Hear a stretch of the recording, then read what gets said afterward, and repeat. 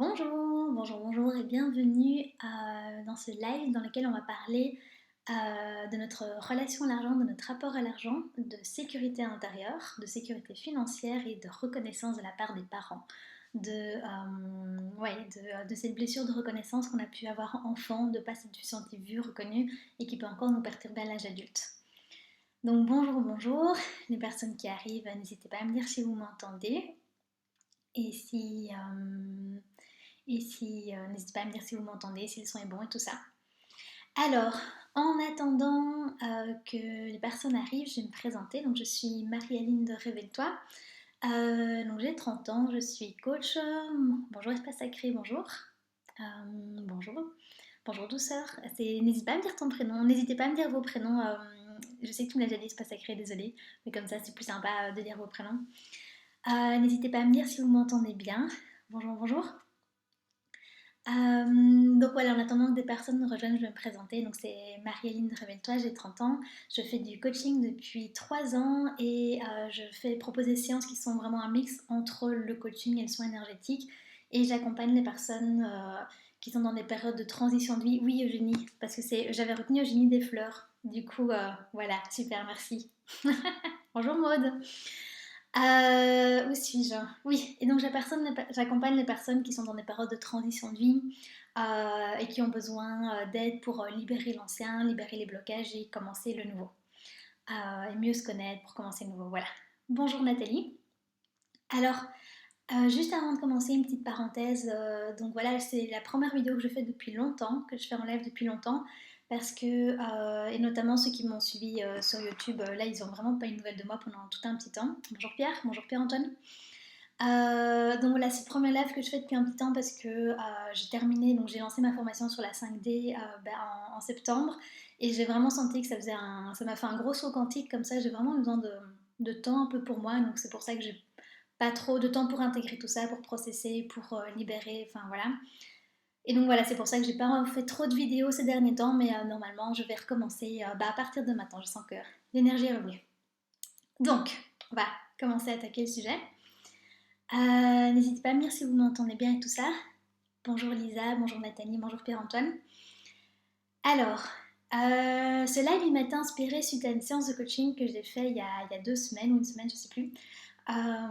Où la personne, on a abordé un sujet super intéressant et cette séance elle m'a vraiment marquée et ça m'a vraiment donné envie d'en dire plus et de faire un live pour partager dessus parce que c'est vraiment un thème qui se répète dans plusieurs de mes séances. Je vois vraiment que c'est des questions que beaucoup de personnes ont et que en général, quand je creuse au fond, on arrive souvent sur le même type justement de blocage suite aux besoins de reconnaissance et ce genre de choses. Donc j'avais vraiment envie de faire une vidéo dessus pour que vous puissiez avancer dessus. En plus, ça aborde des questions justement d'argent, de sécurité financière, des questions qui sont pas faciles parce que j'attire beaucoup de personnes qui ont envie d'être indépendantes, qui ont envie de lancer leur projet et qui ont peur, évidemment, c'est normal, et qui se demandent si elles vont pouvoir en vivre, si ça va, si elles vont être capables, si elles vont être à la hauteur, et qui en même temps, elles ont peur, elles osent pas se lancer, mais en même temps, elles détestent leur travail, ça les ronge de l'intérieur. Et en fait, c'est donc un peu cette problématique-là que m'avait apporté cette coachée.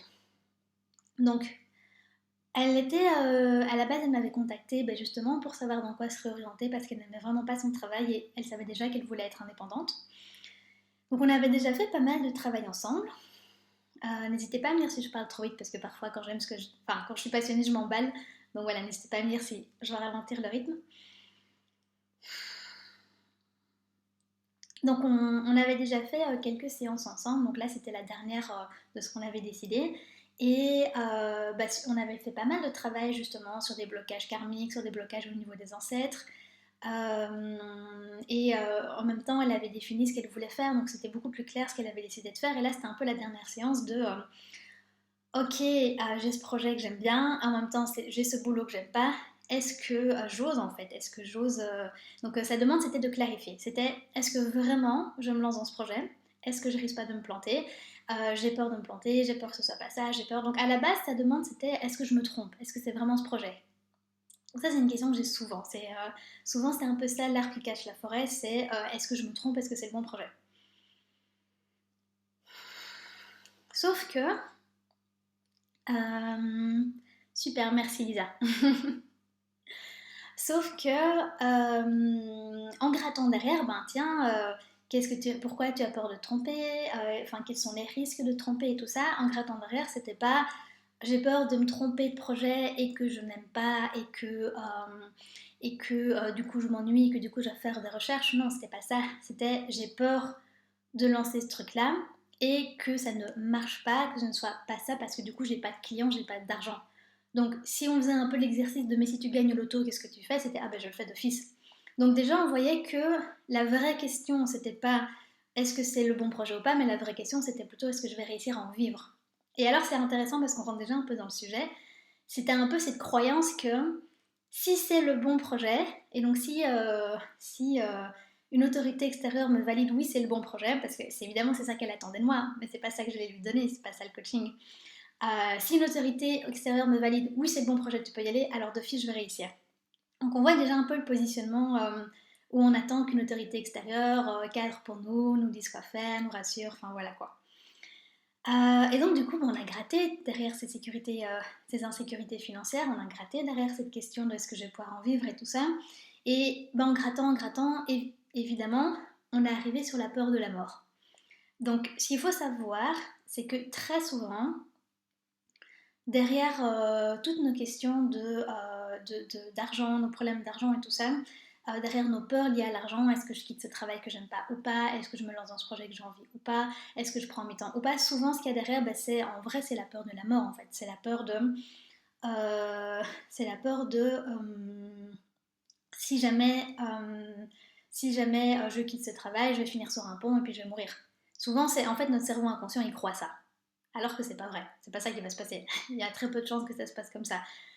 Mais c'est ce que notre cerveau inconscient croit. Alors parfois, le simple fait de prendre conscience de ça, ça réussit à débloquer les situations.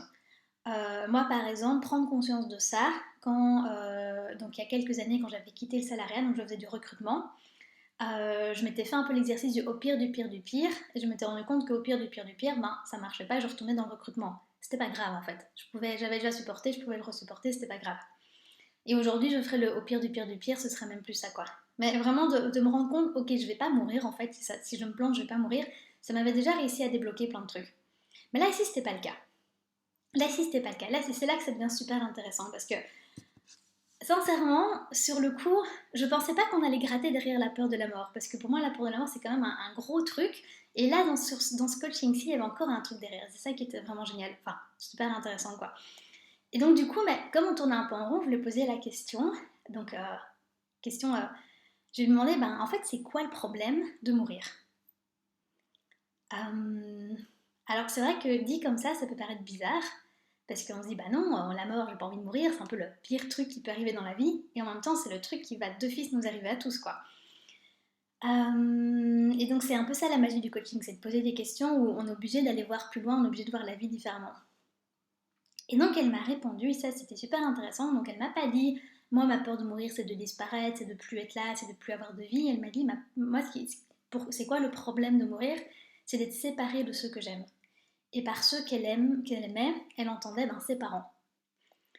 Et, euh, et du coup j'ai pu un peu, bonjour, bonjour Maturo, du coup j'ai pu un peu cadrer et je lui ai demandé, ben tiens comment ça se fait, tu vas d'office mourir un jour, on va tous mourir. Et en plus de ça, elle savait très bien que c'était une peur un peu irrationnelle parce qu'elle-même, elle a pas mal de dons. Donc en fait, elle communiquait déjà avec des morts, elle avait déjà parlé avec des morts. Elle savait très bien que quand on meurt, c'est pas pour ça que c'est la fin de tout, c'est pas pour ça qu'on n'a plus de lien. Donc, le pire, c'est qu'elle avait conscience de ça. Mais nos peurs et tout ça, en général, on n'en a pas conscience, elles sont inconscientes, quoi. Et donc, je lui ai demandé comment ça se fait que ben, t'as plus peur, cette peur d'être séparé de tes parents, de ne plus être aimé par tes parents, s'active quand il s'agit de mourir à la fin d'une vie où tu as eu un projet qui te tient à cœur, où tu as été indépendante, où tu as pris des risques et tout ça, et qu'elle ne s'active pas dans le cadre d'une vie où tu es resté employé, où tu as suivi les rails, où tu as fait ce que tu croyais qu'on attendait de toi. Donc c'est ça qui est intéressant, c'est que on pourrait dire ben, j'ai peur de mourir plus vite ou de mourir de manière plus inconfortable ou de ne pas pouvoir assurer, enfin voilà, que ce soit dur si jamais je fais ce projet d'indépendant, mais là c'était pas ça, là c'était j'ai peur d'être séparée. Et en fait c'était ça le vrai nœud du problème. Et en fait ce qu'il y avait derrière, c'était, c'était le fait que Donc ça, c'était vraiment le truc inconscient derrière, c'était le fait que, ben, comme enfant, elle s'était jamais sentie vue et reconnue pour qui elle était vraiment. Elle avait vraiment senti qu'elle devait, bah voilà, mettre un masque, s'adapter, montrer une certaine partie d'elle pour être aimée, reconnue, vue par ses parents. Eh bien, c'est comme si elle risquait de perdre leur amour, elle risquait la petite fille à l'intérieur d'elle avait peur de ne plus être aimée, si jamais elle décidait de vivre une vie qui lui correspondait vraiment, où elle était elle-même en fait. C'est un peu comme si elle risquait d'être punie, de ne plus être aimée, de perdre l'amour de ses parents en osant être elle-même. Et en fait, c'était ça le vrai nœud du problème. Donc les problèmes d'argent, les peurs par rapport à l'argent, les peurs par rapport au fait de mourir, les peurs par rapport à tout ça, ça ce n'était que des manifestations, c'était que des manières dans la vie dans laquelle ça se manifestait, mais en vrai, la vraie peur c'était ça, c'était de ne plus être vue, reconnue par ses parents. Et ça, c'est venu vraiment après un cheminement. Donc, c'est venu après une heure et demie de coaching, quoi, en posant des questions, en grattant et tout ça. Donc, ce genre de peur, en général, on n'en a pas conscience comme ça dans la vie de tous les jours, quoi. Donc, dites-moi un peu comment ça vous parle, hein. Si c'est quelque chose, si c'est un processus qui vous parle, si vous vous êtes déjà posé des questions comme ça, si vous aussi vous avez peut-être des projets que vous n'avez peut-être pas lancés, si vous vous reconnaissez un peu dans ce besoin de reconnaissance, je serais vraiment curieuse. N'hésitez pas à me dire enfin, comment ça résonne avec vous et à me poser des questions aussi, si jamais vous en avez. Euh, alors, comment ça se fait que justement, ce manque de reconnaissance, comment ça se fait que ce problème de reconnaissance, comment ça se fait que, ben justement, il se manifeste dans tout ce qui est des questions d'argent, des questions liées au travail et tout ça. Comment ça se fait que la peur de ne pas être aimé par ses parents, ça se manifeste vraiment au niveau du travail, de l'argent et ainsi de suite. Donc c'est ça que j'ai vraiment envie d'aborder ici aujourd'hui. Donc, en fait, beaucoup d'entre nous, on a eu cette blessure de reconnaissance. Beaucoup d'entre nous ne nous sommes pas sentis suffisamment vus et reconnus quand on était enfant, quand on était bébé, quand on était petit. Parfois, ça remonte à très loin, ça remonte bêtement à un bébé qui pleure et qui n'a pas été entendu. Ça n'a pas forcément des trucs dramatiques, tragiques, parfois c'est des trucs un peu banaux, quoi. En tout cas, pas banaux dans le sens, pour le vécu du bébé c'est dur, mais de l'extérieur ça ne paraîtrait pas si grave que ça, quoi. C'est vraiment quelque chose que la reconnaissance par rapport au travail, ce besoin de reconnaissance et tout, c'est quelque chose que je travaille dans vraiment beaucoup, beaucoup, beaucoup, beaucoup de mes coachings. Ça revient vraiment très souvent et ça débloque aussi beaucoup de choses. Après avoir fait un travail dessus, souvent il y a pas mal de switches, de déblocages qui vont dans la vie de mes clients. Donc n'hésitez pas à me dire si ça vous parle, comment ça vous parle. Je serais vraiment curieuse, ça me ferait plaisir de vous lire. Et bien en fait, ce qui était aussi intéressant, c'est que du coup, pendant cette séance, ben, je l'ai amenée à s'apporter à elle-même cette reconnaissance. Et elle m'a dit, waouh, j'ai vraiment, ça la rendait triste, mais elle sentait que c'est une bonne tristesse, dans le sens qu'elle disait, ouais, je sens vraiment que je fais le deuil de attendre que cette reconnaissance vienne de mes parents, parce qu'elle ne viendra pas de mes parents. Bonjour Stéphanie, ça me fait plaisir que tu sois là. Donc comment ça se fait que le lien entre les deux, pardon, c'est là que je voulais parler. En fait, tant qu'il y a un enfant à l'intérieur de nous qui attend que ses parents lui apportent la reconnaissance qui lui a manqué, sachant que cette reconnaissance n'arrivera pas. En fait, cet enfant, il attend, mais il peut attendre jusqu'à la fin de sa vie. Cette reconnaissance dont il a besoin, elle n'arrivera pas de la part de ses parents. Parce que c'est pas... parce qu'on ne peut pas leur demander de leur changer, quoi. Donc c'est comme si il y avait un enfant à l'intérieur de nous qui ne pouvait pas grandir, en fait. Parce que c'est comme si on continuait de projeter la figure parentale à l'extérieur de soi. C'est comme si on continuait de projeter l'adulte à l'intérieur de soi. Donc j'ai un petit commentaire de Lisa qui dit ça me parle, je suis passée par là aussi, comme t'as coaché. Maintenant ça va, ah bah super. Je serais curieuse de voir si le cheminement qui t'a permis d'aller mieux, c'est le même que celui dont je parle ici. N'hésite pas à partager, ça peut être intéressant pour les autres. Donc je me recentre. Donc en fait, nous, quand on devient adulte, vraiment quand on grandit, on passe de enfant, on devient adulte, et puis après on apprend à devenir pour nous-mêmes des adultes et des parents pour nous-mêmes. Toutes les choses que nous apportaient nos parents pour nous dans l'enfance, c'est-à-dire le cadre, nous dire comment faire les choses, la structure, la sécurité, donc la sécurité matérielle, et derrière la sécurité matérielle, il y a les questions d'argent et tout ça. Tout ça, on est censé, en grandissant, passer d'une posture où on attend que ce soit l'autre qui nous le fournisse, ou l'autre c'est nos parents, à une posture où c'est nous qui nous apprenons à le fournir pour nous-mêmes.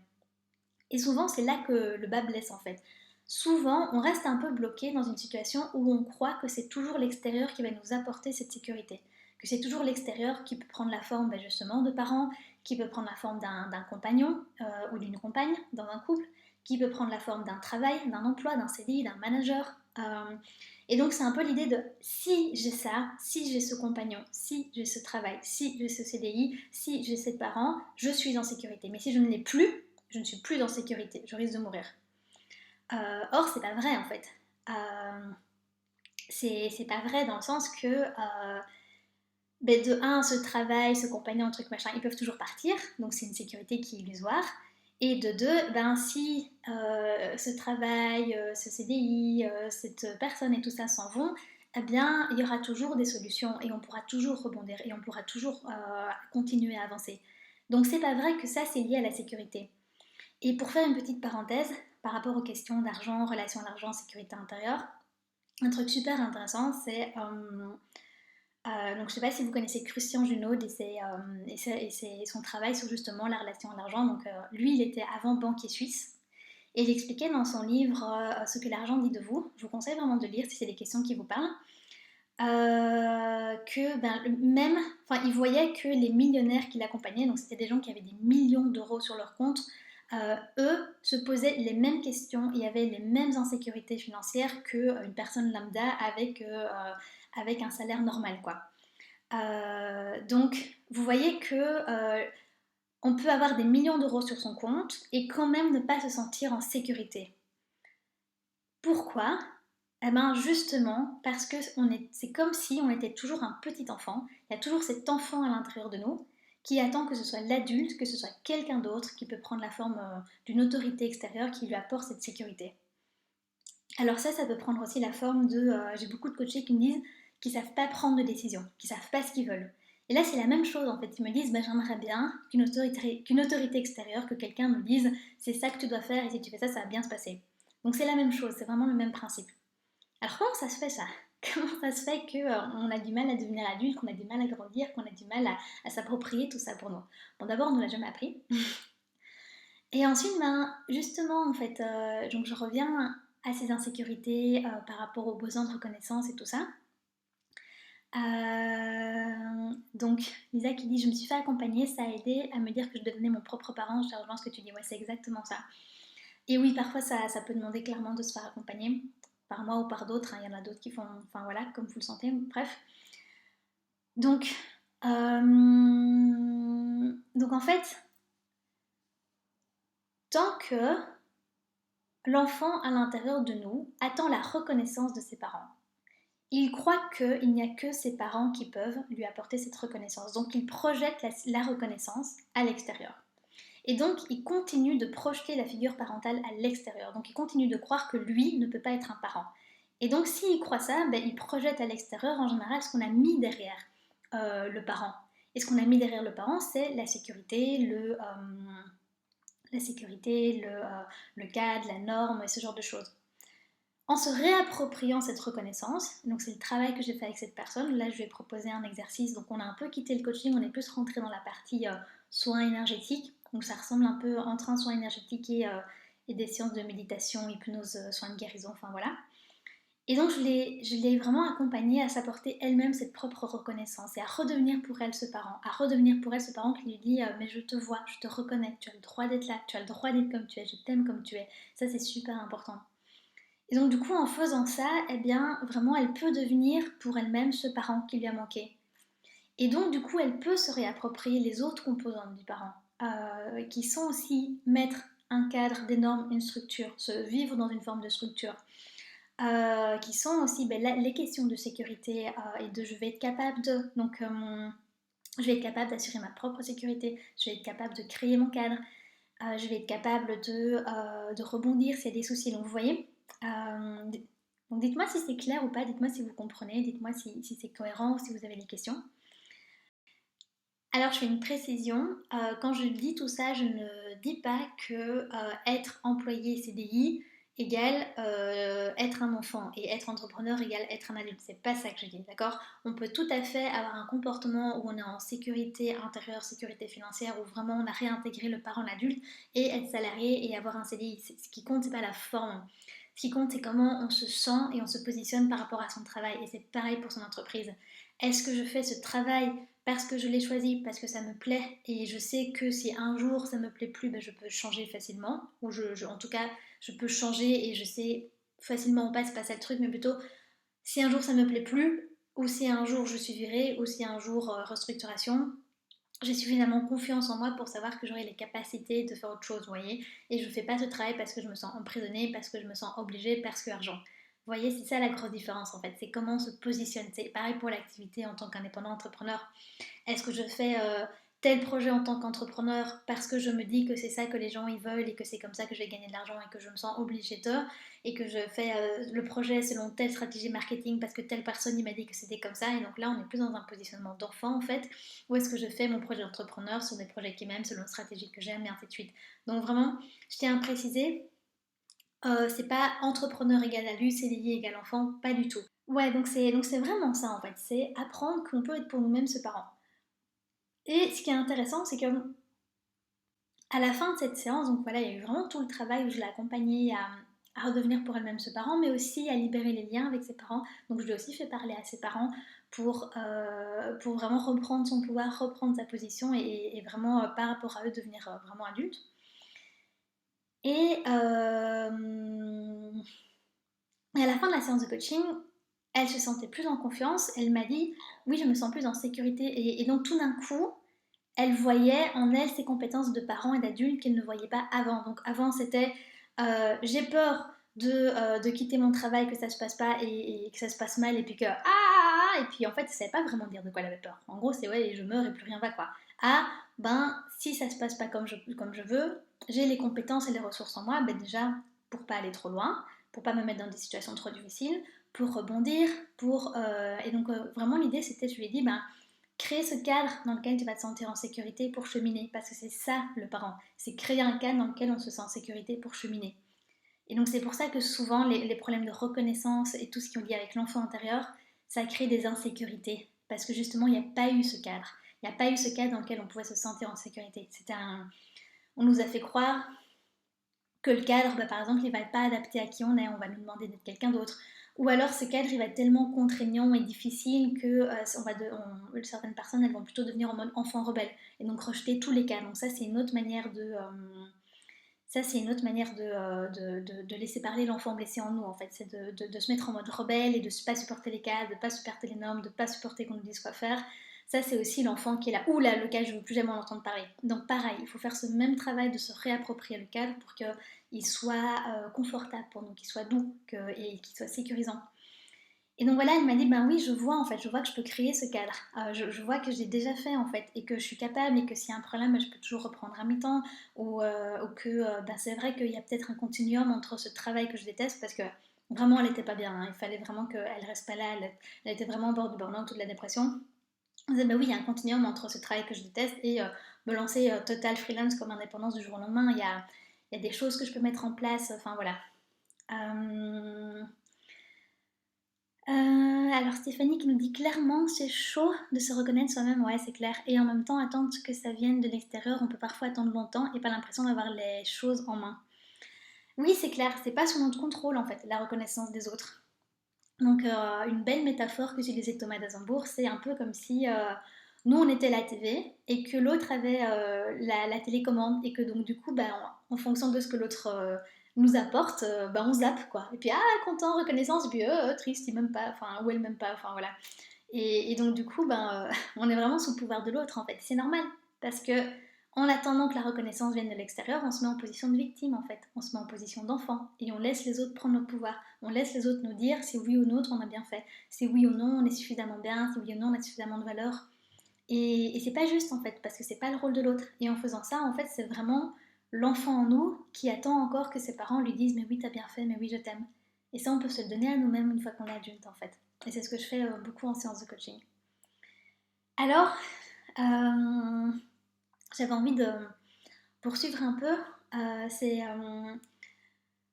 ces derniers temps, j'ai vraiment beaucoup de coachés où c'est vraiment le thème. Ils reviennent et ça peut prendre plusieurs formes différentes, mais c'est souvent ce thème de devenir adulte. Donc voilà, j'ai déjà donné quelques exemples, mais il y avait cette coachée ici, ah, merci pour les petits cœurs. Cette coachée ici où j'ose pas trop me lancer. J'aimerais bien qu'on me dise, mais oui, c'est bon, tu vas y aller. J'aimerais bien que un truc extérieur m'apporte cette sécurité. Mais j'ai aussi d'autres coachés où c'est plutôt en mode j'arrive vraiment pas à prendre de décision, je me pose 10 000 questions, j'ai peur de me tromper, j'ai peur de mal faire, j'ai peur de. Ben pareil, elle aimerait bien que quelqu'un lui dise vas-y, c'est comme ça qu'il faut faire. D'autres coachés qui sont plutôt en mode rebelle, j'en ai déjà parlé, en mode je déteste dès qu'on me dit quoi faire et j'envoie tout péter, même si c'est contre, même si à ce moment-là ça va trop loin, ça devient contre ma sécurité ou contre celle des autres. Ça, c'est l'enfant rebelle. Et donc vraiment le thème que je travaille beaucoup en ce moment, ben, c'est justement de devenir adulte. Et en fait, devenir adulte, je pense que c'est sincèrement ce que nous sommes en train d'apprendre collectivement dans notre évolution en fait. Pendant... Enfin, pourquoi est-ce qu'il y a autant de gens qui ont ces problèmes de reconnaissance intérieure et tout ça? Ben, c'est parce que pendant des centaines, voire des milliers d'années, c'est comme ça qu'on a été éduqués, c'était normal en fait. Et c'était normal de faire ce que le cas nous disait de faire, c'était normal de faire ce que la société nous disait de faire, c'est normal de faire à l'époque ce qui représentait l'autorité, le roi, les nobles, l'église. Enfin, pendant longtemps, c'était normal en fait, c'était comme ça qu'on fonctionnait. Et en fait, ici, j'ai l'impression qu'on est un peu. Que notre société, on est un peu à un stade où on quitte l'enfance, où on rentre un peu dans l'adolescence collectivement et on apprend en fait à être adulte, on apprend à vivre par nous-mêmes, on apprend à. C'est un peu une des premières fois dans notre histoire, en tout cas ici en Occident, je connais moins ailleurs, où on a cette chance et en même temps cette responsabilité de devoir choisir notre vie pour nous. Donc c'est normal que les anciens systèmes se répètent et c'est normal que ce soit difficile en fait, parce que c'est nouveau, parce qu'on apprend et parce que personne nous a appris comment faire. Et nous, on est en train de mettre les bases pour la suite en fait. Donc pour moi, pour ceux qui m'ont suivi depuis longtemps, ben, j'ai beaucoup parlé de 5D à un moment donné. Je suis en train de faire une formation sur la 5D. Pour moi, c'est vraiment ça en fait. Moi, le passage de 3D, de l'ancien monde vers le nouveau monde, on dit 5D, mais on peut dire d'autres choses, ère du verso et tout ça. Pour moi, c'est vraiment ce passage où l'être humain commence à vraiment devenir adulte, où l'être humain commence à prendre ses responsabilités, où l'être humain commence à se voir lui-même comme un adulte et à arrêter d'attendre que l'extérieur lui dise quoi faire ou lui donne sa validation, lui donne sa valeur. Et donc j'ai l'impression que c'est aussi pour ça que c'est un thème qui ressort tant en séance de coaching, c'est parce que collectivement je pense qu'on est en train d'apprendre à vraiment devenir adulte, quoi. Qu'on est un peu dans notre crise d'adolescence, d'où le fait que bah, on est en crise, que c'est compliqué, qu'il y a des hauts et des bas. Donc voilà, dites-moi comment ça vous parle. Si vous aussi vous sentez un peu ça comme une transition, que ce qui se joue intérieurement, individuellement, c'est aussi ce qui se joue globalement. Et pour les personnes, bonjour Yves, pour les personnes intéressées, bon déjà ceux qui sont arrivés au milieu ou en fin de ce live, je mettrai le replay ici sur Instagram mais aussi sur YouTube. Et pour les personnes intéressées, ben, je donne donc des séances de coaching, c'est le genre de travail que je peux faire, j'accompagne les gens qui souvent sont dans des moments de transition, donc soit comme cette personne qui sont dans un changement de changement professionnel, de reconversion professionnelle ou alors d'envie enfin voilà, des périodes de transition. Ça peut être aussi des personnes qui ont beaucoup travaillé sur elles, qui ont vu beaucoup de psy, beaucoup de thérapeutes et tout ça. Et en général, quand ils viennent me voir, ils sont un peu à la fin du cycle et je les aide vraiment à terminer le cycle et à, entre guillemets, passer de l'autre côté, donc entamer un nouveau cycle. Donc j'ai remarqué que c'est vraiment ça que je fais. Euh, donc voilà, si ça vous intéresse, si ça vous parle, le lien pour mes séances de coaching est en bio et n'hésitez pas à me contacter ou à me poser des questions en commentaire ou en MP. Alors Stéphanie qui dit ça donne de l'espoir de sortir grandi de la crise d'ado. Ouais, totalement, totalement. Je pense sincèrement qu'on est collectivement en grande crise d'adolescence et que bah, la crise d'adolescence c'est chiant, mais après on s'en sort. Et après ça se passe bien en fait. Ça c'est vraiment une de mes premières grosses prises de conscience, je me souviens, dans mes 17-18 ans, où ma crise d'ado, c'était horrible, je me sentais vraiment super mal, c'était abominable. Et bien un jour, c'est passé. Et un jour, je me suis sentie bien, et je me suis dit, ah, mais en fait, ça passe. Et ça, c'était vraiment, je sais pas, une grosse prise de conscience que je garde en soi pour tous mes gros dons, c'est de me dire, mais ça passe toujours, en fait. Il y a toujours un moment donné où ça passe, il y a toujours un moment donné où on va mieux. Donc voilà, merci à vous pour votre écoute, merci à vous pour votre intérêt. N'hésitez pas à revenir vers moi. Et ceux qui me suivent sur YouTube, je mettrai le lien vers mes séances dans la description de la vidéo, puisque évidemment là il n'y a pas vraiment de bio. Merci à tous ceux qui m'ont écouté, merci pour vos questions et donc je vais recommencer à faire des lives plus souvent maintenant. Bon après-midi.